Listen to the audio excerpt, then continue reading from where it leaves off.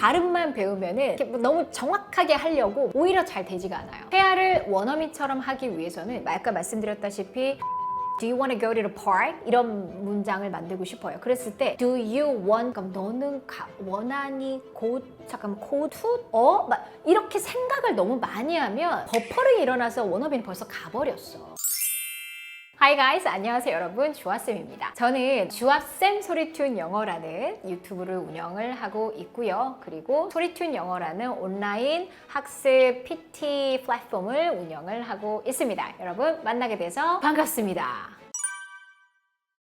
일단은 영어랑 한국어가 다른 거를 크게 카테고리화 한다고 하면 하나는 소리, 그리고 하나는 어순이에요. 이게 너무 달라요. 일단은 소리면에 있어서는 그 어떤 저희가 보통 음소라고 하는 소리의 가장 작은 단위인 음소, 우리로 치면 기역, 니은 이런 것들이죠. 이런 그 어떤 하나도 같은 소리가 없어요. 저는 예를 들어 크 사운드는 한국어 키읔이랑 똑같습니다 이렇게 가르치는 거 되게 싫어하거든요. 왜냐하면 너무너무 다른 소리들이에요. 그래서 소리를 인지하지 않으면 내가 말하는 소리와 원어민이 말하는 소리의 갭이 너무 커지다 보면 들리지가 않는 거예요. 그 다음에 어수는 여러분 한국어에는 조사라는 게 있거든요. 근데 영어는 조사가 없다. 조사가 없기 때문에 예를 들어 I love you 라는 문장이 있어요. 한국어로 치면 나는 너를 사랑해잖아요. 여기서 나는 주어를 만들어주는 건 는이라는 조사죠. 너를 목적어를 만들어주는 건 르이라는 조사죠. 그래서 순서가 좀 바뀌어도 나는 사랑해 너를 이렇게 해도 의미가 통하고요. 너를 나는 사랑해 해도 통해요. 영어는 그게 안 돼요. 왜? 조사가 없어서. 그럼 영어에서 너무너무 중요한 건 뭐냐면 단어의 순서예요. 어디에 뭐가 배치되는지에 따라서 의미가 완전 달라지는 거예요. I love you, 나는 너를 사랑해. 이게 이 구조잖아요. 그렇죠? 그런데 여기서 만약에 you하고 I를 바꿔보세요. 사랑하는 주체와 대상이 완전 바뀌어버리죠. 그러니까 이게 너무너무 중요한 포인트예요. 영어는 사실 너무너무 중요한 두 가지를 반드시 뭘 공부해요? 라고 물어보신다면 소리, 그리고 어순. 이 두 개는 반드시 하고서 시작을 해야 돼요. 한국인이 원어민처럼 영어를 할 수가 있을까요?는 이제 여러 가지가 있을 수 있어요. 일단 첫 번째, 원어민스럽게 할 수는 있다. 어느 정도 갔을 때는. 그러니까 소리를 원어민스럽게 만들 수는 있어요. 앵무새처럼. 그리고 기본적인 어떤 회화나 이런 것도 원어민스럽게 할 수 있어요. 근데 원어민도 말을 하는 사람들이 천차만별이에요. 초등학교밖에 안 나온 원어민도 있고요. 중고등학교, 대학교, 대학원까지 나온 원어민도 있어요. 그러면 그 나라에서 우리가 유학을 하지 않고 그 나라의 역사와 문화와 이런 것들을 모르는 상태에서는 나는 원어민이 될 수 있어요는 사실 힘들어요. 그러니까 한국어를 굉장히 잘하는 외국인들도 우리가 대화를 하다 보면 되게 자연스럽다 하다가도 갑자기 우리가 예를 들어서 어렸을 때 우레메 봤던 거 기억나? 이러면은 뭔 소리야? 이렇게 가거든요. 그러니까 문화를 전혀 모르는 거예요. 그러니까 원어민까지 갈 수 있어는 원어민 비스무리하게까지 우리가 갈 수 있다. 그리고 거기에서 내가 조금씩 그 역사와 이런 문화를 배우면서 조금 더 비슷해질 수는 있다라고 저는 생각해요. 근데 원어민이 된다는 사실은 불가능하다고 생각해요. 그 나라에서 자랐을 때 배울 수 있는 것들이 있어요. 일단은 저는 보통 발음이라고 안 하고 저희는 소리라고 표현을 해요. 왜냐하면 발음 갖고는 예를 들어서 원어민들 이렇게 여러분 그 영화 같은 거 보면은 갑자기 훅 하고 지나가잖아요. 어머 언제 얘기했어? 약간 이렇게 되잖아요. 어떻게 저렇게 빨리 말을 하지? 와 쟤네는 숨을 쉬나? 약간 이런 생각을 할 정도로 굉장히 빠르게 얘기를 하잖아요. 이거를 여러분이 그냥 발음만 배우면은 그런 속도를 절대 따라갈 수가 없어요. 어떻게 저렇게 빠르게 말해? 괜히 발음만 배우면은 이렇게 너무 정확하게 하려고 막 이렇게 오히려 잘 되지가 않아요. 회화를 원어민처럼 하기 위해서는 이제 여러 가지가 필요한데 일단은 아까 말씀드렸다시피 그들의 소리와 우리의 소리가 너무 달라서 그 소리를 배워서 점점 갭을 줄여 나가야 된다. 그 다음에 두 번째는 아까 어순에 대한 이해. 그냥 무작정 외워서 될 게 아니라 어순이 어떻게 이루어져 있어? 영어의 어순의 순서는 어때? 얘네는 생각보다 굉장히 룰 베이스예요. 굉장히 룰이 정확하게 지켜지는 편이에요. 다른 언어들은 좀 안 그런 것들도 있거든요. 근데 영어는 굉장히 룰이 탁탁탁탁 지켜지는 그런 언어 중에 하나여서 그 룰을 여러분이 좀 아실 필요가 있어요. 그리고 그러니까 룰이라는 게 어려운 건 아니고 주어는 어디다 배치하는 거야. 그 다음 동사는 어디에 가는 거야. 그 다음에 목적어는 어디에 가. 이런 게 이제 룰이에요. 그래서 여기 룰에 맞춰서 안 하면 뭔가 그들이 듣기에는 어색하게 들릴 수 있는 거죠. 그래서 그 어순이라는 거. 그 다음에 단어를 공부할 때도 단어는 어떻게 보면은 우리가 많이 알거든요. 생각보다. 수능을 1등급, 2등급 정도 받으려면 아마도 단어를 한 3만 개 정도는 알아야 돼요. 우리가 원어민들이 보통 평소에 쓰는 단어를 개수를 세봤을 때는 2,000개에서 3,000개가 채 되지 않는다고 해요. 그러면 우리 단어 문제는 사실 아닌 거야. 3만 개나 아는데. 그런데 문제는 뭐냐면 단어를 표상적으로 알아요. 그래서 써먹을 줄을 몰라요. 이게 가장 큰 문제예요. 그래서 한 단어를 갖고서 예를 들어서 이 단어를 보셨어요. 이 단어를 갖고서 지금 당장 10문장 만들어 보세요 라고 했을 때 여러분이 팍팍팍 나오지 않으면 나는 그 단어를 모른다고 규정하셔야 돼요. 그래서 단어를 깊숙하게 공부하는 게 중요해요. 입으로 만들어 보면서. 그렇게 하는 게 굉장히 중요하고, 그 다음에 기본적으로 이 친구들이 말을 할 때 우리도 그런 템플릿이라는 게 있잖아요. 많이 쓰는 말들. 그런 템플릿처럼 많이 쓰는 말들은 입과 귀에다가 훅 블럭으로 기억을 해두셔야 돼요. 소리로 인지하고 소리를 통으로 기억하고 통으로 말하는 연습. 그런 거를 예를 들어서 Do you want to go to the park? 이런 문장을 만들고 싶어요. 그랬을 때 Do you want? 그럼 너는 원하니 곧 잠깐만 막 이렇게 생각을 너무 많이 하면 버퍼링이 일어나서 원어민이 벌써 가버렸어. 근데 매번 쓰는 템플릿 Do you want? 원하니? Go to the park. 이 템플릿이 이런 것들이 템플릿이라는 거예요. 많이 쓰는 템플릿들. 이런 것들은 블럭으로 통으로 소리로 입으로 소리로 귀로 박아두셔야 돼요. 그러면 그 다음부터 이런 템플릿들은 생각보다 너무너무 많기 때문에 듣는 순간 해석되고 듣는 순간 바로 이해되고 내가 말이 바로 나오고 점점 이런 버퍼링이 줄어드는 거예요. 이런 것들을 초반에 많이 만들어 놓으면 우리는 점점 이제 유창해지는 거죠. 영어 소리 튜닝이라는 말은 제가 만든 거예요. 소리를 튜닝한다. 왜냐하면 보통 그러면 다들 발음 가르치시는 거예요? 라고들 많이 얘기를 하시는데 발음 갖고는 부족해요. 발음의 정확성은 오히려 저는 이제 소리 튜닝을 하는데 5개의 법칙이 있어요. 이 5개의 법칙을 깨고 나면 우리의 소리는 유창해진다라고 해서 그런 단계별로 제가 만들었는데 이 단계 중에 첫 번째 법칙이 이제 발성이라는 법칙이 있어요. 잘 생각해 보시면 여러분 한국어를 소리낼 때의 소리내는 플레이스먼트 어디에서 소리 위치가 나와 이게 발성이거든요. 근데 한국어는 보통 이제 입에서 안녕하세요 안녕하세요. 일본어는 조금 더 코로 올라가요. 하지면 하시대 약간 이런 식으로. 그 다음에 영어는 조금 더 가슴으로 깊게 들어와서 우리가 영어를 들었을 때 되게 웅장하다라는 얘기를 아마 생각을 해본 적이 있으실 거예요. 이렇게 왜 지하철 타면은 다 한국인이야. 그런데 원어민 한 명 딱 탔는데 막 말을 하는데 무슨 얘기인지는 모르겠는데 영어 하면서 이렇게 본 적 있으세요? 귀에 굉장히 꽂히는 소리예요. 발성이 여기에서 나오면. 그래서 그런 발성에 대한 거를 좀 하시면 소리가 점점 더 한국어스럽지 않아지게 돼요. 자, 그 다음에 두 번째는 이제 음소라고 하는 거. 아까 발음이라고 하는 거죠. 그래서 자음과 모음은 소리를 이렇게 내는 거야. 이것도 이제 한 번은 배워볼 필요 있는데 저는 개인적으로 발음에 너무 집착할 필요는 없다고 생각해요. 근데 배우는 거는 너무 중요한데 예를 들어서 S 사운드 별로야. 조금 더 정확하게 해야지. 막 미친 듯이 팔 필요는 없다고 생각해요.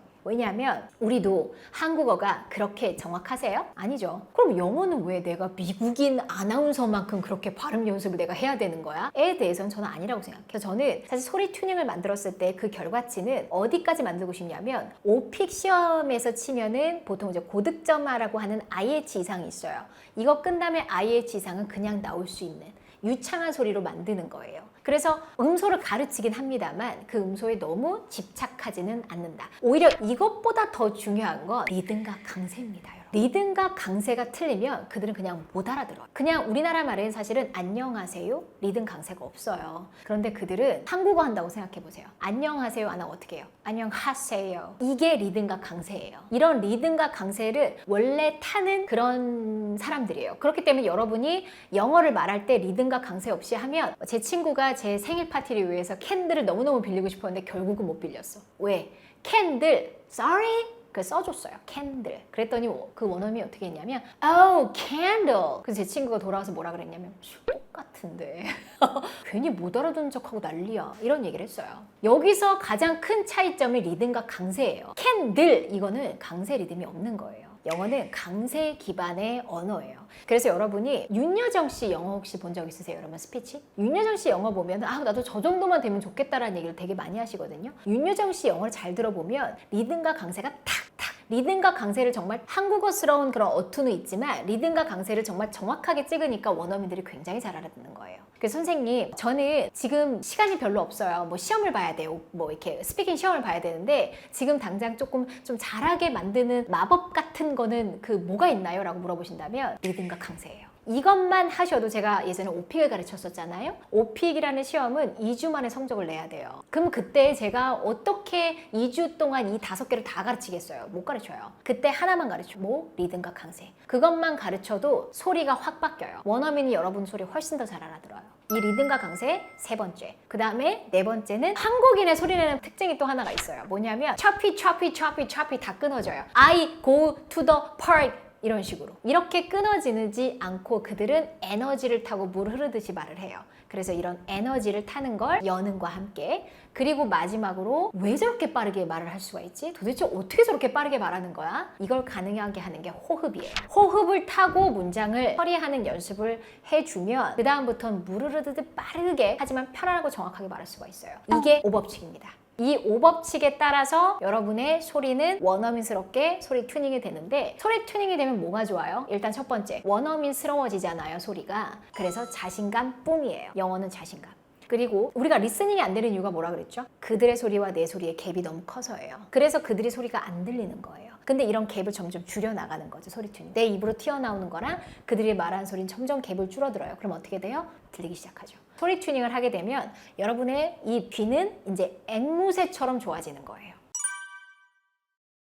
기본적으로 우리가 이제 감각체계란, 선호하는 감각체계가 이제 시각과 청각과 체각이 있다고 해요. 그래서 뭐가 더, 나는 시각이 더 높아, 뭐 청각이 높아서 더 우월하고 이런 건 아니에요. 그냥 우리가 살면서 어떤 감각기관을 더 많이 쓰냐 차이거든요. 저는 어렸을 때 영어를 잘하게 된 계기가 테이프를 막 혼자 듣고 따라하고 듣고 따라하다가 그냥 알아서 잘하게 된 경우예요. 그래서 저도 이렇게 하면 다 되는 줄 알았어요. 그래서 이제 강사를 할 때 저도 이제 쉐도잉을 하면서 자, 따라하세요. 듣고 따라서 듣고 따라서 하는데 못해. 왜 저렇게 소리를 내지? 진짜 들은 거 맞으세요? 들었대. 그래서 그때부터 연구를 했어요. 왜 사람마다 다르지? 너무 열심히 하는데 안타까운 거예요. 그래서 조사를 해봤더니 전 세계에 시각으로 정보를 받아들이는 걸 선호하는 사람들이 60%나 된대요, 여러분. 시각형인 사람들은 보통 공부를 잘합니다. 여러분 좋죠? 왜냐하면 수능을 잘 볼 수밖에 없어요. 시각으로 정보를 잘 받아들여야 돼요. 그래서 어렸을 때 아이들이 청각형이었던 아이들도요, 점점 시각을 많이 써야 되기 때문에 바뀝니다. 그래서 내가 이렇게 청각형으로 태어났어요, 이렇다기보다, 물론 그게 어느 정도의 기질은 있긴 하지만 보통 시각형이 너무 심하신 분들한테 물어보면 노래도 거의 안 들어요. 귀로 자극하는 일을 전혀 하지 않는 분들이 너무너무 많아요. 그런 사람들이 갑자기 미드 보고 쉐도잉 해서 될까요? 절대 안 돼요. 시각형은 어떻게 공부해야 되냐면 Repeat after me 이렇게 절대 배우시면 안 돼요. 아, 내가 그래서 이때까지 안 됐구나. 그렇죠? 시각형들은 이론을 가르치면 되게 잘해요. 공부 잘한다 그랬잖아요. 그래서 예를 들어서 자, 애플 사운드는 저 듣고 따라하세요. 애플 이렇게 하는 것보다 애플은 사운드는요, 스마일 하시고 뒤턱을 여세요. 그리고서 소리를 듣고 하면 이렇게 이론을 가르쳐주면 굉장히 잘하는 게 시각형이에요. 그래서 시각형은 절대 듣고 따라하게 하시면 안 됩니다. 청각형은 또 듣는 대로 또 잘하죠. 그러면 선생님 외국어를 잘하면 무조건 청각형이어야 돼요는 또 아니에요. 왜냐면 외국어는 듣고 따라하는 것만 있는 게 아니잖아요. 앵무새 외에도 문장을 만들 수 있어야 돼요. 문장을 만드는 능력은 또 시각형이 훨씬 더 잘합니다. 그래서 외국어를 잘하는 사람들한테 제가 이 검사를 다 시켜보거든요. 시켜봤을 때 어떤 사람들이 잘하냐면 시각형, 청각형이 동시에 높은 사람들, 이런 사람들이 잘해요. 그 다음에 체각형은, 제가 여러분 체각형의 특징 어떤 게 있냐면요, 보통 이제 운동을 잘하시는 분들이 이제 체각형인데, 체각형 분들은 만약에 운동을 배운다면 그런 거 있잖아요. 골프를 배운다 그러면 한번 프로님이 딱 잡아준 거를 기억했다가 그걸로 치거든요. 시각형은 여기에서 한 90도 꺾으셔야 돼요. 이게 훨씬 더 잘 통해요. 그래서 체각형 같은 경우는 공부를 할 때 무조건 리듬 타면서 몸을 움직이시라고 얘기를 해요. 제가 예전에 오피를 가르칠 때 굉장히 심한 체각형을 가르친 적이 있는데, 그 친구는 자기 몸으로 움직인 걸로 문장을 기억을 하더라고요. 그래서 체각형은 가능한 한 몸을 많이 타세요. 그리고 체각형의 특징 자체가 원래 말을 할 때도, 그냥 평소에 말할 때도 이렇게 왜 그런 사람들이 이렇게 터치하면서 말하는 사람들, 동작 큰 사람들 체각형 많아요. 그래서 이런 분들은 리듬을 타면서 그냥 이렇게 목석같이 하지 말고 이렇게 리듬을 타면서 훈련을 하시면 좋다. 그래서 이거 여러분이 검사를 해보시고 싶으면 저희 사이트에 검사할 수 있는 게 있거든요. 그래서 가서 검사를 해보세요. 근데 시각, 청각, 체각 합해서 100 이런 게 아니에요. 얘네가 어떤 경우에는 막 100 나올 때도 있어요. 모든 감각이 다 높은 사람들. 근데 어쩔 때는 0 나올 때도 있어요. 그만큼 감각을 거의 쓰지 않는 거예요. 그럼 이럴 때는 어떻게 해요? 키워나가야 돼요. 그래서 저의 목표는 당신은 시각형이니까 시각형으로만 공부하세요가 아니에요. 시각형으로 가는 게 처음에 편하시니까 이거 위주로 가시면서 나머지 체각과 청각을 같이 늘려가셔야 돼요. 그래서 나중에 끝나고 났을 때는 전체적으로 얘가 다 이렇게 올라와 있어야 돼요. 우리의 감각은 동반 성장하는 게 좋습니다. 제가 사실은 20년 동안 학생들을 가르쳤다고 했잖아요. 근데 저는 되게 특이한 점이 뭐냐면 안 되는 사람들한테 굉장히 집중을 해요. 저 사람 열심히 하는데 왜 안 되지? 그러니까 예를 들어서 오픽이라는 것도 처음에 제가 가르칠 때는 성적이 막 너무 안 나오는 거예요. 열심히 하는데. 왜 안 나오지? 그때 제가 소리를 가르쳐야겠다라고 생각을 했어요. 소리가 한국인스러우면 오픽은 성적이 잘 나오지가 않아요. 그래서 어떻게 하면 2주 만에 빠르게 소리를 바꿔줄 수 있지에 고민을 했어요. 그때부터 제가 소리에 대한 연구를 하기 시작을 한 건데, 그래서 이제 소리 튜닝이라는 거를 하나를 제가 이제 만든 거죠. 5법칙으로 해서. 근데 그렇게 하고 났더니 선생님 이제 소리는 너무 좋아지고 이제 잘 들리고요. 자신감이 많아졌어요. 근데 선생님 아직도 이렇게 편하게 제가 하고 싶은 말을 잘 못하겠어요. 또 이런 말씀들을 하셔서 그럼 어떻게 하면 조금 빠르고 편하게 말을 틀 수 있게 해줄까를 제가 고민하다가 만든 게 바로 소리 블럭이에요. 그들은 말을 할 때 템플릿으로 통으로 말하는 버릇이 있어요. 그리고 그 템플릿이 생각보다 너무너무 많아요. 그래서 제가 보통 이제 레고 블럭이라는 말을 하거든요. 그러니까 미드 스크립으로 공부를 하는 경우도 되게 많잖아요. 그래서 막 딸딸딸딸딸 외워. 그러니까 이렇게 로맨틱 코미디였어요. 뭐 아니면 액션씬이었어요. 근데 내 인생에 액션씬을 할 일이 없어. 그러면 내가 그 문장을 미친 듯이 외웠던 거를 프로포즈에 할 일이 없어. 그럼 그 문장을 쓰지를 못하는 거예요. 근데 우리는 내가 하고 싶은 말을 하고 싶잖아요. 그럼 뭘 배워야 되냐면 응용력을 배워야 돼요. 문장을 갖고서 응용할 수 있는 능력을 배우셔야 돼요. 그게 바로 뭐냐면 블럭으로 치면 예를 들어서 여러분 로봇을 공장에서 로봇을 이렇게 딱 하나로 살 수도 있죠. 근데 그 로봇은 그렇게만 놀아야 되잖아요. 근데 여러분이 레고 블럭을 산다고 생각해봐. 굉장히 많은 피스가 있어요. 그 레고 블럭은 여러분이 어떻게 쌓냐에 따라서 로봇가 될 수도 있고 성이 될 수도 있고 사람이 될 수도 있고 이게 바로 응용력이에요. 그래서 하나하나의 블럭 피스를 만드는 거예요. 그래서 Do you want to go to the park? 이런 문장을 했을 때 Do you want to go to the park까지 하면 8단어. 여러분이 이 문장을 말하기 위해서는 8번을 생각을 해야 돼요.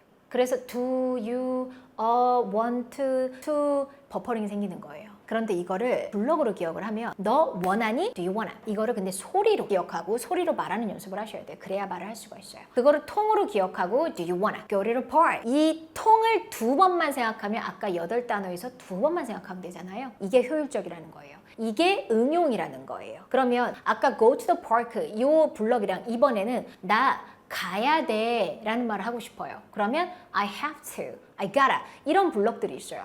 그러면 이거 바꿔야겠다. I have to go to the park. 그럼 여러분이 생각할 게 너무너무 줄어들잖아요. 근데 그거를 소리로 믹싱을 하는 거예요. 좋은 소리로 믹싱해서 듣고 말하는 연습을 하니까 여러분의 리스닝을 탁 하고 들었을 때 Do you want to go to the park? 듣는 순간 바로 해석되는 거죠. 이게 바로 소리 블럭이에요. 이게 제가 항상 말씀드리는 게 가능한 한 빠르게 초보에서 벗어나세요 라고 했잖아요. 이렇게 해서 벗어나는 거예요. 가능한 한 빠르게 초보에서 벗어나자. 그 다음부터는 어떻게 영어 공부하죠? 여러분 잘 생각해 보세요. 우리나라 요즘 경제 상황에 대해서 한 10분 정도 얘기해 주세요. 한국어로. 만약에 지금 깜빡깜빡하고 있으시다면 이거를 만약에 누가 여러분한테 영어로 말해주라고 했을 때 내가 영어로 말을 못한 이거는 지식의 문제예요. 제가 드리고 싶은 말은 모든 말을 다 영어로 할 필요는 없다는 거예요. 어느 정도 기본, 기초가 쌓인 상태, 초보에서 벗어난 상태에서는 그 다음부터 뭘로 하냐면 내가 하고 싶은 말, 나의 취미, 나의 전공. 만약에 여러분이 와인을 좋아해요. 그럼 와인을 공부해야지. 그러면 와인을 좋아하는 미국인과 대화를 할 수가 있는 거죠.